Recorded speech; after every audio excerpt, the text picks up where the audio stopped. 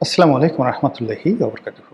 সম্মানিত দর্শক, সরকার কি ব্যর্থ হতে চলেছে, বা সরকার কর্মকাণ্ডের মধ্যে কি ব্যর্থতার কোনো আলামত দেখা যাচ্ছে? এরকম 7টি আলামত নিয়ে কথা বলবো।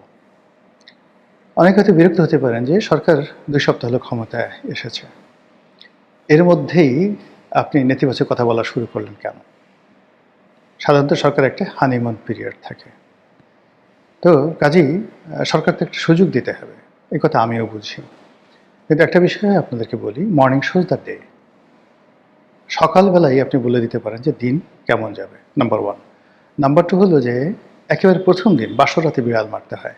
সরকারের সেই হানিমুন পিরিয়ডে যদি নেতিবাচক কথাগুলো বলা হয় সরকারকে, তাহলে সরকার খুব দ্রুত সিদ্ধান্ত পরিবর্তন করতে পারবে এবং সরকার ফিরে এসে সফলতার পথে পা বাড়াতে পারবে। কিন্তু আপনি যদি তাকে হানিমুন পিরিয়ড করতে দেন এবং একবার যদি সরকার কোনো কারণে তার যে কর্মকাণ্ড, নেতিবাচক কর্মকাণ্ড, সেই কর্মকাণ্ডের জ্বালা আবদ্ধ হয়ে পড়ে, তাহলে তারা চেষ্টা করলেও সেখান থেকে বেরোতে পারবে না।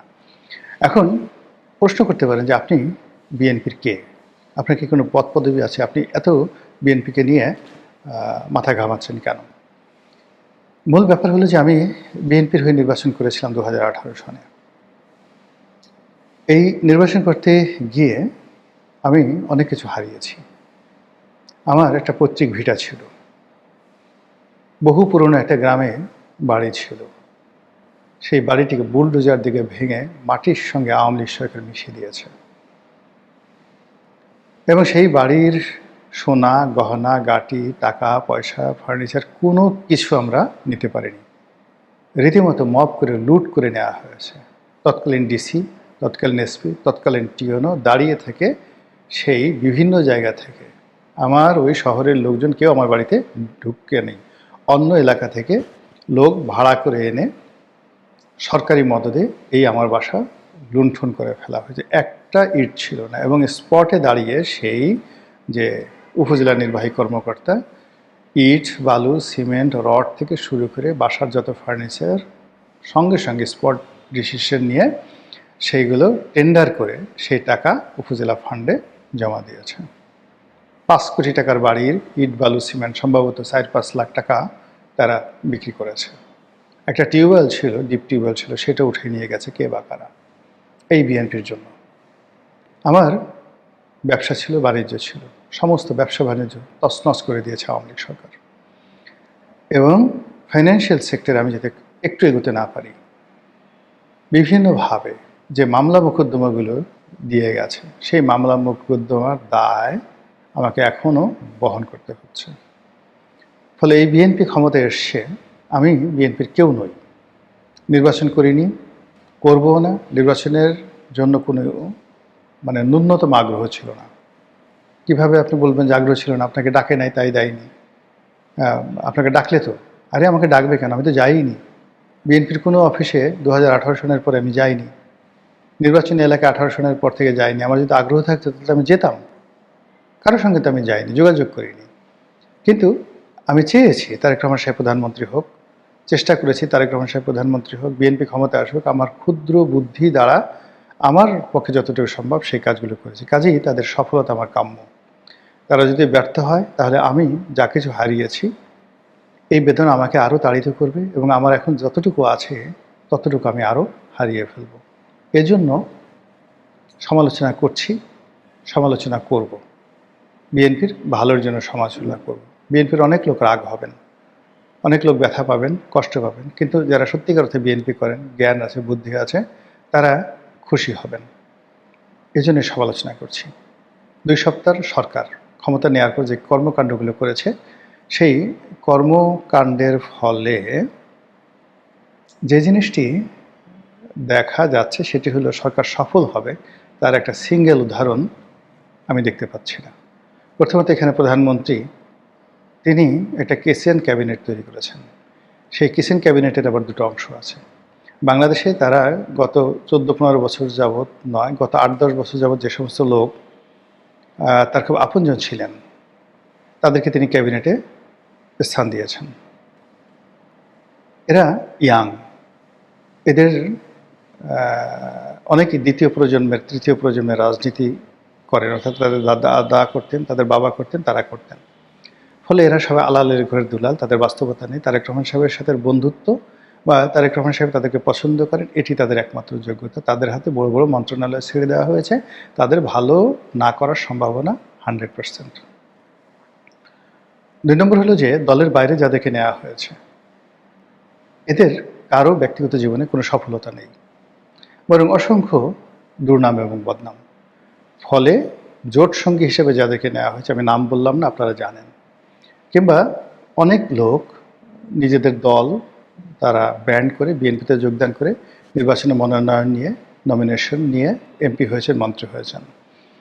এই লোকগুলো আমি যাদেরকে চিনি, এদের কারোরই ব্যবসা বাণিজ্যে তারা কখনো সফল হননি।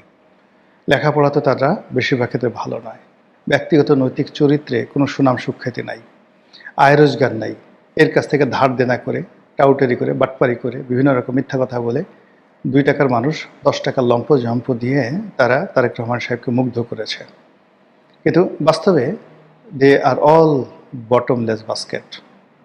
এই বটমলেস বাস্কেটের মানে এমন বটমলেস বাস্কেট, মাথা ভরা এদের নির্বুদ্ধিতা, এদের গোদ ভরা অহংকার, এদের বাঁকা মন ভালো না।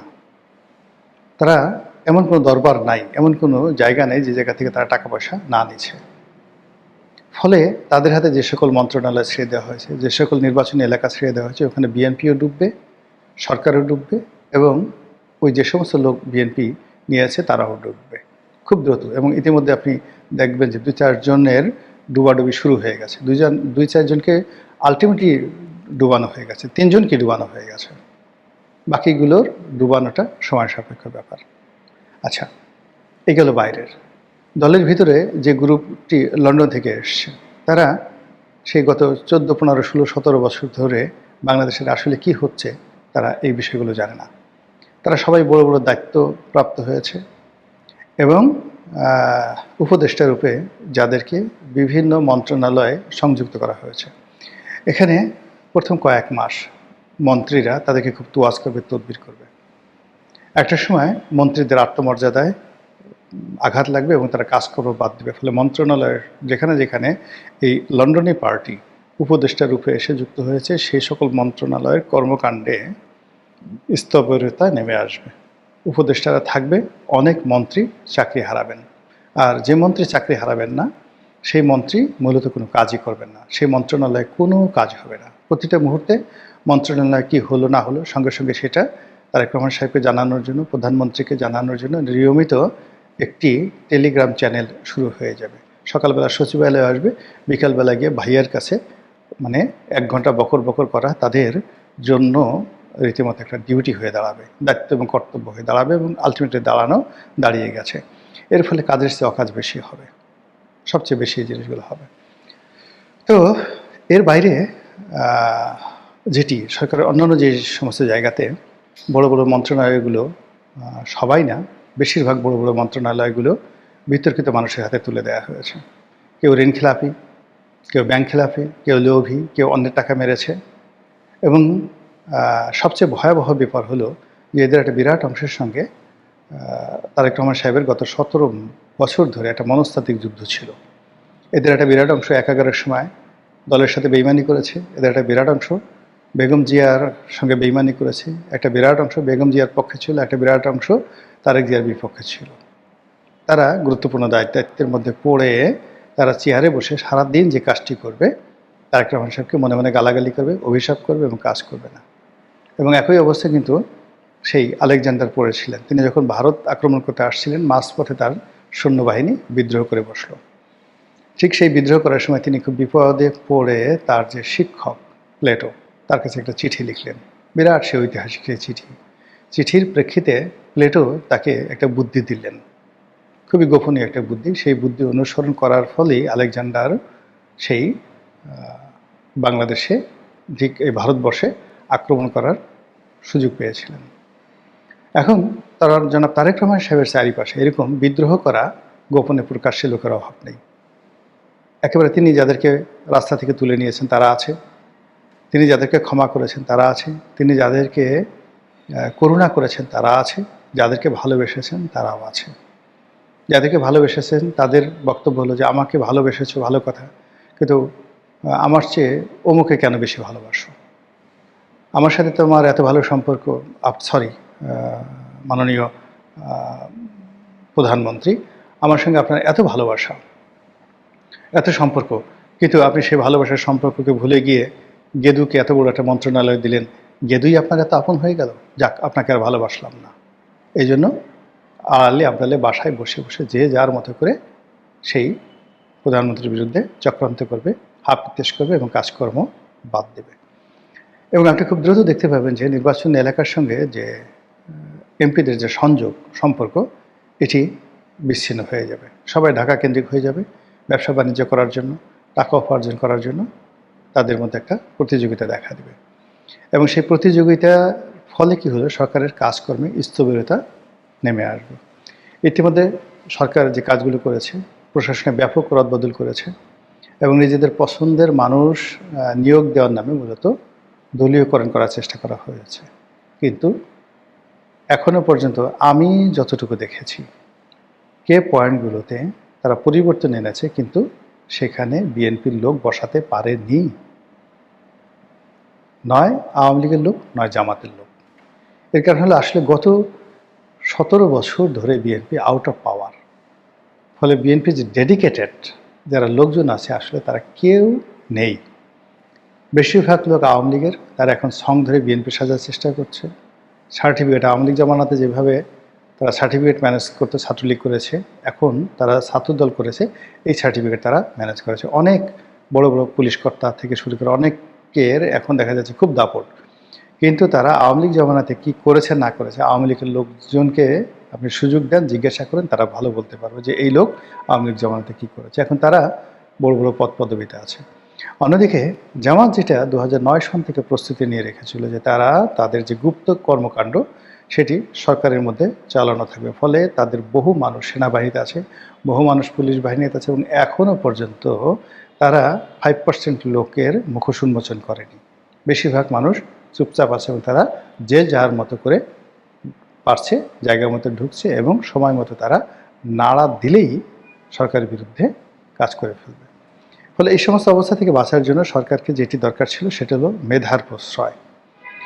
মানে আমার নিজের কোনো লোক দরকার নাই, সবচেয়ে মেধাবী, রেজাল্ট যার ভালো, যে সফলভাবে প্রশাসন পরিচালনা করেছে, দুর্নাম নাই, বদনাম নাই, এবং সবচেয়ে আরও ভালো হয় যে তার কোনো রাজনৈতিক সংশ্লিষ্টতা নাই। যার যার রাজনৈতিক সংশ্লিষ্টতা রয়েছে, এমনকি যারা আওয়ামী লীগ করেছে, বিএনপি করেছে, জামাত করেছে, সবাইকে আউট করে দিয়ে যদি রাজনৈতিক সংশ্লিষ্টহীন একটি সিভিল অ্যাডমিনিস্ট্রেশন, মিলিটারি ব্যুরোক্রেসি, পুলিশের যে পদায়নগুলো করা যায়, তাহলে সরকার বাঁচতে পারে। আদারওয়াইজ এই সরকার খুব দ্রুত বিপদের মধ্যে পড়বে। সর্বশেষ যেটি বলি, আয় অনুযায়ী ব্যয়। সরকার এই গত 15 দিনে যে কাজগুলো করেছে, ইনকাম জেনারেট করার একটা সিঙ্গেল পরিকল্পনা আমি তাদের মধ্যে দেখিনি। কী করে ট্যাক্স বাড়ানো যায়, কী করে ট্যাক্স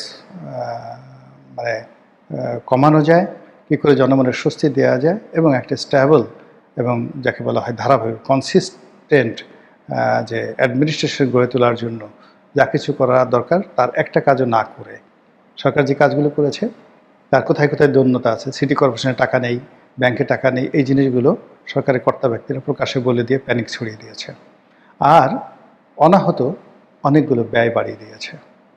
এই খাল কাটতে হবে, ওই কার্ড দিতে হবে, এই কৃষি ঋণ মকুব করতে হবে। মানে একটা পয়সা আপনি আয় করলেন না 15 দিনে, ক্ষমতা এসে 15 পয়সা আপনি ইনকাম করলেন না, কিন্তু আপনি 15 টাকা খরচ করে ফেললেন।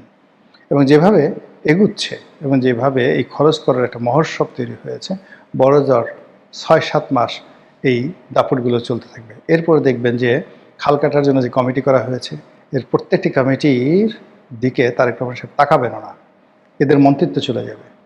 এবং এই খাল কাটা নিয়ে এত দুর্নীতি হবে, এই ফ্যামিলি কার্ড বিতরণ নিয়ে এত দুর্নীতি হবে, পত্রপত্রিকা এত লেখালেখি হবে এবং এগুলো নিয়ে যে সিন্ডিকেশন হবে, এইগুলোর প্রেক্ষিতে সরকার যখন এখান থেকে ফিরে আসবে তখন রাষ্ট্রের অনেক কিছুই দেউলিয়াত্বের পর্যায়ে চলে গেছে।